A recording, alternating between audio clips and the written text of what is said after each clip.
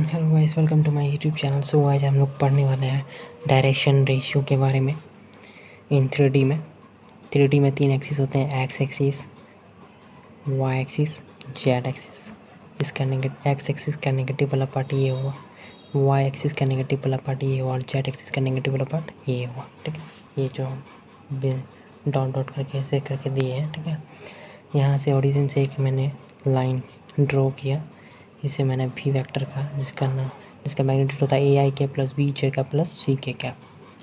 ठीक है, सो यहाँ पे डायरेक्शन ऑफ रेशियो ये होगा कि जो आई कैप का जो कोफिशिएंट ए, जे कैप का कोफिशिएंट बी और के कैप का जो कोफिशिएंट सी, यही रेशियो कहलाता है, A ratio B ratio C.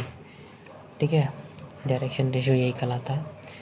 सो होता यूँ है, ये जो है डायरेक्शन रेशियो जो है ये लाइन का है। ये जो लाइन का डायरेक्शन बताता है, ये जो डायरेक्शन रेशियो पढ़ रहे हैं, इसका जो यूज है ये किसी भी लाइन का डायरेक्शन बताता है। अगर आपको इस चीज़ के बारे में पता है, मतलब कि आप किसी भी लाइन की डायरेक्शन के बारे में बता सकते हो।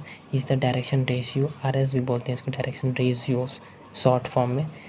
डायरेक्शन रेशियो को इस तरह से डिनोट किया था, short form D.RS is the direction ratio of the line whose parallel vector is A I cap plus B J cap plus C K cap.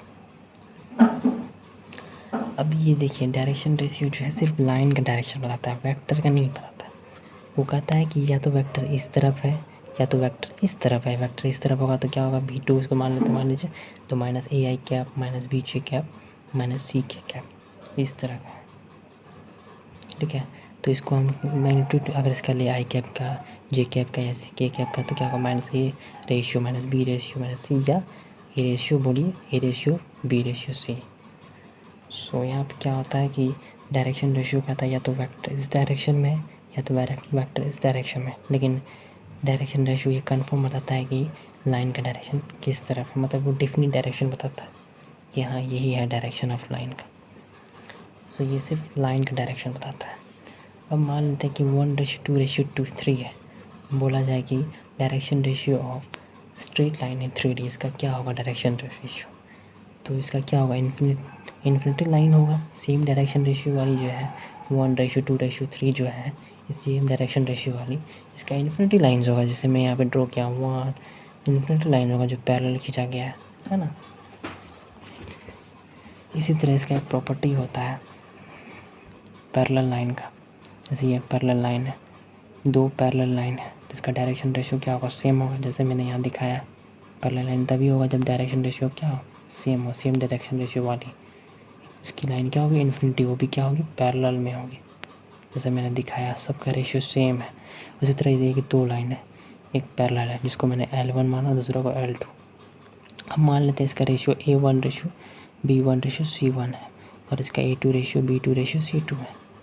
ठीक है, अब लेकिन ये दोनों क्या है, दोनों का रेशियो सेम है, मतलब इक्वल है।